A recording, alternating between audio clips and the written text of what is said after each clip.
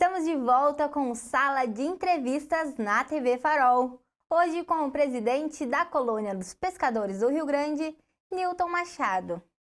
Voltamos agora a falar sobre os pescadores do Rio Grande. Como é que foi a safra do camarão? A safra do camarão, que começou lá em fevereiro, né? Dia 1º de fevereiro. Conforme no começo lá a gente já tinha falado, né? Na época, prometeu assim uma safra, e de fato tinha,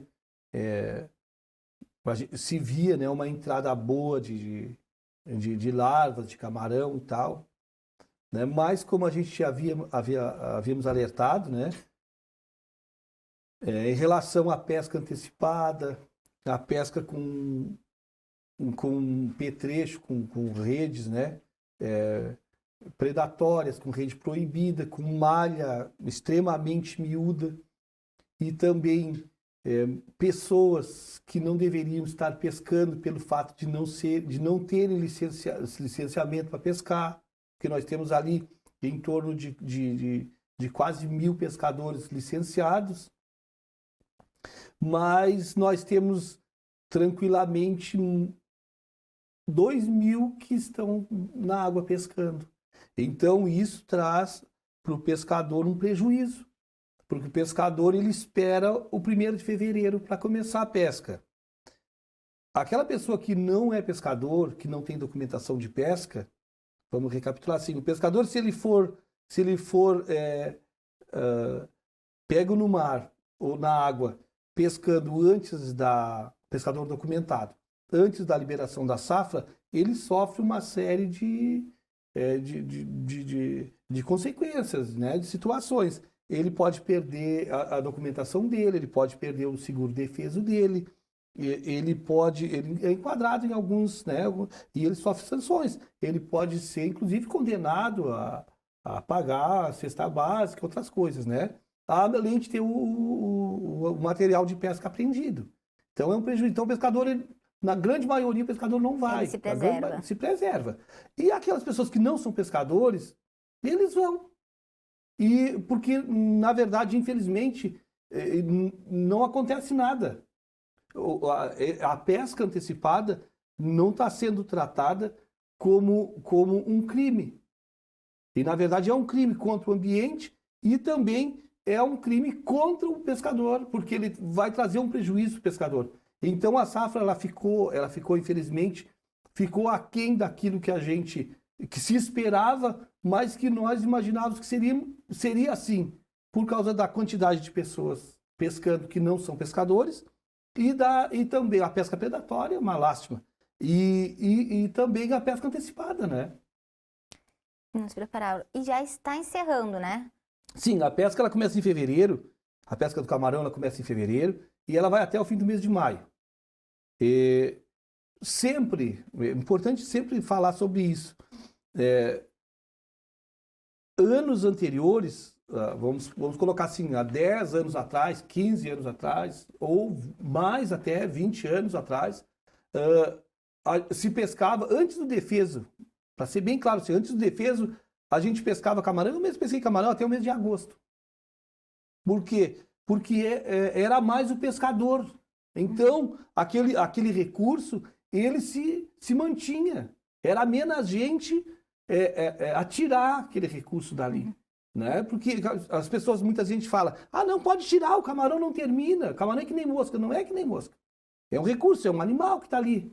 Né? O crustáceo está ali. Então, se vai um tirar. Se forem 10 tirar, se for um tirar, ele vai tirar 10 dias. Se forem 10 tirar, vai tirar num dia, tirar tudo. É bem importante a gente falar agora sobre como é a reprodução do camarão. O senhor pode falar desde o início pra gente? Como começa? Então, ali pelo mês da primavera, né, os meses da primavera, quando começa ali setembro, o mês de outubro, geralmente assim, quando começa a mudar do inverno para a primavera, que começa a dar aquelas correntes de vento, que a gente chama de rebojo, vento oeste e tal, então começa a lagoa, a maré, o oceano, que a gente chama de água de enchente, água de vazante. Água de vazante é quando a água corre da lagoa para o oceano, né? Uhum. E água de enchente é quando a água o inverso, vem do oceano para a lagoa. Então, quando chega ali por esses meses de outubro, setembro, outubro, começa a ter corrente mais do oceano para a lagoa. Quando não tem enchente, quando não tem excesso de chuvas aqui, né? Quando tem estiagem, essas coisas assim. Então, a água começa a correr. E as larvas do camarão, ela vem na corrente do oceano, né? Da água que entra do oceano para dentro do estuário. E ela vai se espalhando.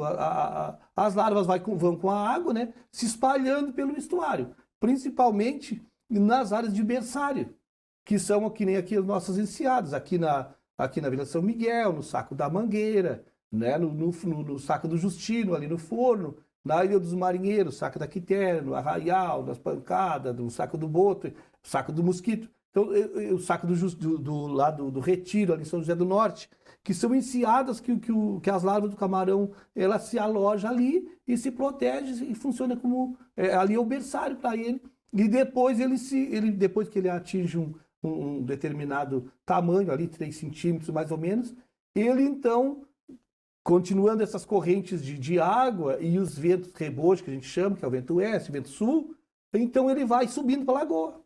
Sempre vai entrando larvas, e aí na medida que ele vai atingindo, vai aquecendo, ele vai começar a crescer, ele vai subindo para a lagoa e vai se espalhando até chegar o tempo ali em fevereiro. Às vezes em janeiro já tem camarão grande, às vezes não, né? E aí depois aí começa a safra, aí o camarão já vai estar grande. A safra do camarão começa que data? Fevereiro. Fevereiro e termina no final de maio. Final de maio. Às vezes tem camarão em janeiro. Tem anos, em 2013, por exemplo, inclusive tem essa discussão de se começar a safra quando tem camarão. A gente defende isso, inclusive, é bom falar sobre isso. Quando o camarão, o que a gente defende? Não aquela data, bom, é engessada, bom, é fevereiro. Não, a gente defende o quê? Se o camarão estiver pronto para ser pescado em janeiro, a safra precisa, necessariamente, ela tem que começar em janeiro. Por quê? Porque o camarão, depois que ele atinge um tamanho adulto, ele cumpriu a função dele aqui dentro, ele cresceu, agora tem que seguir o ciclo dele. Ele tem que voltar para o oceano para poder se reproduzir. Ele está adulto, então ele tem que voltar para o oceano. E aí a gente chama de arriada. Muitas das vezes, quando o camarão ele atinge o tamanho ideal, ele se aprontou cedo, ele está grande cedo, então ele volta para o oceano. E se a safra for liberada só em fevereiro, aquele camarão de janeiro, ele vai embora em janeiro, que o pescador também, em 2013 aconteceu isso, não conseguiu pescar, foi uma safra frustrada em 2013, tinha muito camarão, mas o camarão bom, o camarão grau dele saiu antes de começar a safra. E vocês já têm essa liberação para pescar antes agora? Olha, a gente está batalhando por ela. Esperamos que quando a gente tem conversado com os professores da FURG, a gente tem no Fórum da Lagoa, inclusive quando o secretário Jorge Seif esteve aqui, a gente conversou sobre isso também. E a gente está esperando que essa liberação, que a gente consiga essa liberação, para quando o camarão estiver pronto em janeiro, poder liberar para o nosso pescador poder, então, pescar o camarão e assim por diante. Mas ainda não tem uma data? Não, certo, a gente não tem. Não recebemos nada ainda, não recebemos uma resposta definitiva ainda. E após o fim da safra, os pescadores recebem algum benefício? Como é que funciona? Recebem. Funciona... E a partir do mês de junho, são 4 meses, junho, julho, agosto e setembro, que começa o defeso da pesca para o estuário da Lagoa dos Patos, né? É importante falar também que o estuário da Lagoa dos Patos compreende Rio Grande, São José do Norte, Pelotas, São Lourenço e Tavares, tá? Então, nesses 5 municípios, os pescadores artesanais, eles precisam parar, e a grande maioria para de pescar.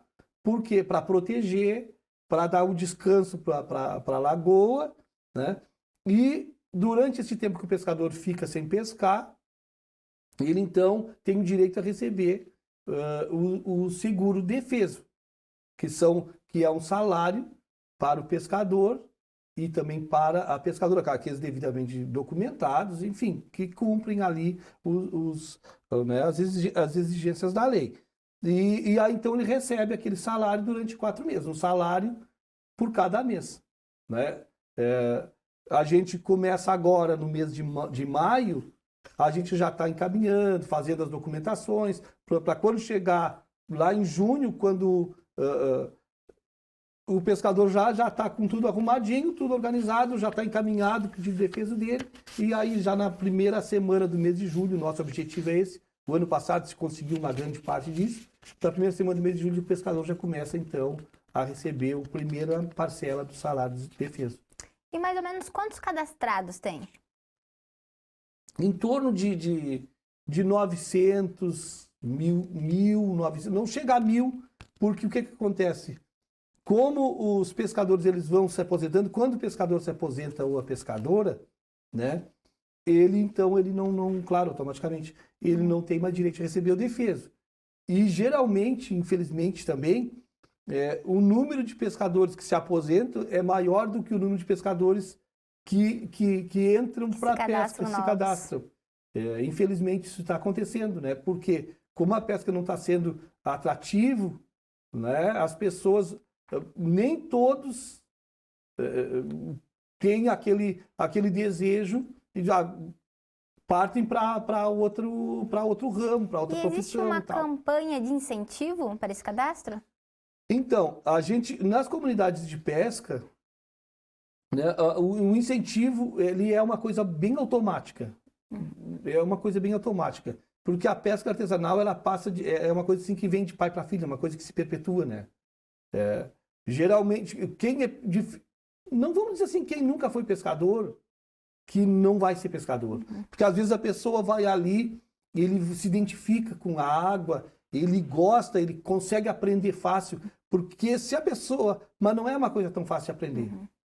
Para a mulher, não é fácil da mulher... A mulher que nunca descascou camarão, ou nunca fez carne de siri, não é fácil para ela chegar ali, machuca as mãos, e se aprende de menina. As meninas, filhas dos pescadores, elas já desde pequenininha estão lá na volta, então elas vão aprendendo. Os meninos também. Né? A gente cresce dentro das embarcações, os filhos da gente, já é com remo na mão, já é com agulha remendando a rede, entendeu? Então, quem não quer dizer que nunca vai ser pescador. Mas realmente vem de família. Vem de família, não adianta. O meu avô foi pescador, o meu pai foi pescador, eu sou pescador, o meu filho é pescador, o meu irmão é pescador, vem de família. Então, esse incentivo é uma coisa bem automática, bem automática. Eu digo no incentivo na parte dos cadastros, porque deve ter muitos pescadores que não têm esse cadastro de pescador, né? Oficial. Então, existe alguma campanha para isso, nesse sentido? Para vamos se cadastrar, vamos ficar na lei, tudo certinho? Isso sim, isso a gente conversa com o pessoal, né? E a gente faz aquele trabalho ali na colônia, né? Então aí eles precisam ter alguns documentos, né, básicos, né? A própria identidade, o CPF, o título de eleitor. E agora, para fazer o encaminhamento do RGP, as pessoas precisam de ter a biometria. E isso está sendo um entrave. Inclusive, a gente tem feito contatos com a Confederação da Pesca, com a Federação, para que... E tem o recadastramento do RGP também. Para que seja mais acessível.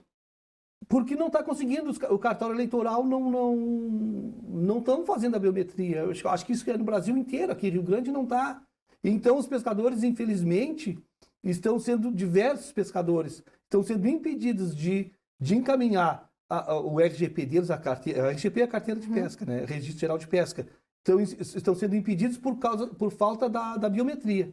Que pena. Infelizmente. Mas fora isso, eles estão assim, só esperando, Nilton, a hora que sair a biometria, a gente encaminha a nossa carteira. Que ótimo. Então, existe aquela expectativa. Quem ele completou a maioridade, seja a mulher, seja o homem, né? E completou a maioridade, ele quer, por quê? Porque é um direito que ele vai ter e também ele precisa pensar no futuro. E a gente sempre passa essa orientação para eles. Hoje a gente está jovem, hoje o pescador, mas amanhã ele vai ficar. Quando ele fizer os 60 anos e a mulher fizer os 55 anos, ele tem que ter o tempo dele, contar direitinho, para que ele possa ter direito a se aposentar e assim por diante, né? Presidente, para a gente ir encerrando agora, como é que foi a Semana Santa? Como é que foi as expectativas? Como foi alcançado? Então, a Semana Santa, devido a essa situação de falta de da safra se terminar mais cedo, de começar o camarão a escassear, diminuir a diminuição da quantidade de camarão, e inclusive de outros peixes também, da própria tainha, porque a tainha agora, na Semana Santa, sempre foi um peixe que dava bastante, né? E esse ano, então, se teve um certo temor no meio dos pescadores, né? Mas mesmo assim se conseguiu comercializar, porque os pescadores eles vêm de outro município e assim se vai. O pescador ele vai atrás, ele corre, né? Quem comercializa, então tem aquela expectativa para o pescador também poder lucrar um pouquinho mais. Mas se conseguiu fazer uma comercialização boa, né? De peixe, tinha bastante filé, e aí tem os peixes também aqui do oceano, né? Esse recurso aqui do oceano, dos armadores, pessoal. Então, se conseguiu juntar o peixe de fora com o peixe daqui, com o camarão, com os filé, com os linguados, e se conseguiu fazer uma comercialização boa de produtos de pescado para o nosso público, para o nosso consumidor. Muito bom. Então, muito obrigada pela presença, seu Newton. Muito bom falar sobre todos esses assuntos aqui em Rio Grande, é uma cidade de pescadores, né? Com certeza. Então, o prazer, assim, é nosso e uma satisfação muito grande, né? Poder divulgar e poder falar do nosso pescador e dessa categoria que a gente entende, para nós, é a categoria mais importante, né? Mais importante. E que ao longo dos anos tem contribuído, né, para o desenvolvimento do nosso município. Muito obrigada pela presença. Para você que me assiste aqui na TV Farol, se você ainda não nos segue no Instagram, é @tvfarolrs. Você pode enviar mensagens e assistir tudo o que acontece nos bastidores. Se quiser me acompanhar também, é só seguir o @ que está aqui embaixo. Tchau e até o próximo Sala de Entrevistas.